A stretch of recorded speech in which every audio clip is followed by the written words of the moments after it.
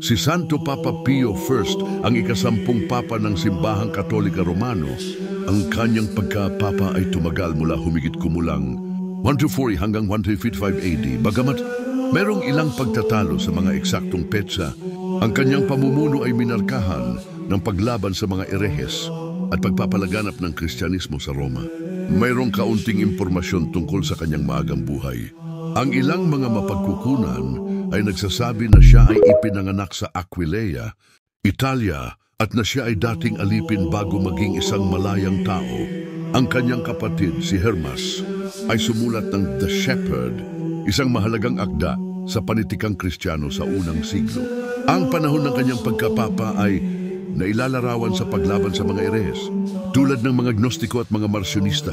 Siya ay kilala sa kanyang pagkondena sa kanilang mga maling paniniwala at sa kanyang pagsisikap na panatilihin ang kadalisayan ng doktrina ng Kristyanismo.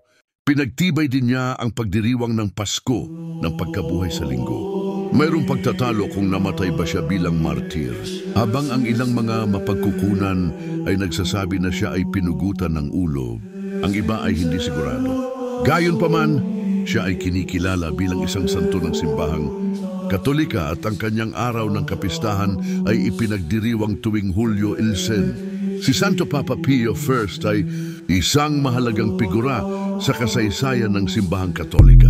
Ang kanyang pamumuno ay nagmarka ng isang panahon ng paglaban sa erehes at pagpapalaganap ng Kristyanismo sa Roma.